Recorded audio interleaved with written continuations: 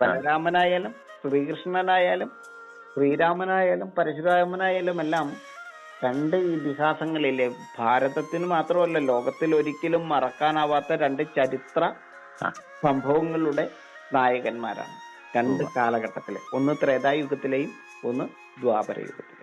ഇതിഹാസം എന്നാൽ അർത്ഥം എന്താന്ന് വെച്ചാൽ ഇത് ഇവിടെ സംഭവിച്ചത് എന്നാണ് അർത്ഥം. അത് സ്മൃതികളാണ്. സ്മൃതി എന്ന് പറഞ്ഞാൽ എന്താണ്? ഓർമ്മയാണ്. ഓർമ്മകൾ എന്താണ്? ചരിത്രമാണ്.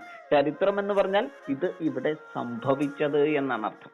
അപ്പൊ ഇവിടെ ജീവിച്ച് ഇവിടെ ധർമ്മം കൊണ്ട് രാഷ്ട്രം സൃഷ്ടിച്ച് ധർമ്മരാഷ്ട്രം, പ്രജകൾ പ്രാർത്ഥനായുഗം എന്ന് പറഞ്ഞ ആ ദ്വാപര യുഗത്തെ, പ്രജകൾ പ്രാർത്ഥിച്ച ആ പ്രാർത്ഥനായുഗത്തെ ശരിക്കും ജനങ്ങളുടെ പ്രാർത്ഥനകൾക്ക്, മുഴുവൻ പ്രാർത്ഥനകൾക്കും പരിഹാരമായിട്ടൊരു ധർമ്മരാഷ്ട്രത്തെ ജനങ്ങൾക്ക് സംഭാവനയായി നൽകി മറഞ്ഞ വ്യക്തിത്വത്തെയാണ് നമ്മൾ ദൈവമായിട്ട് ആരാധിക്കുന്നത്.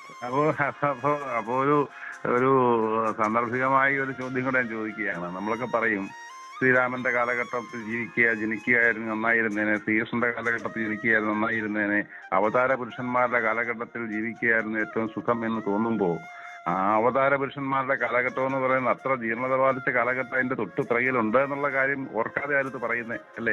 ഏറ്റവും ജീർണാവസ്ഥയിലുള്ള കാലഘട്ടങ്ങളിലൂടെ അതിനെ തരണം ചെയ്ത് ആ ജീർണാവസ്ഥയിൽ നിന്ന് ലോകത്തെ നവീകരിച്ച് ശുദ്ധീകരിച്ച് അവതാരമായിട്ട് ഉയർന്നു വന്ന കരുത്തുള്ളവരുടെ ചരിത്രമാണ് നമ്മളുടെ ഇതിഹാസങ്ങൾ പറയുന്നത്.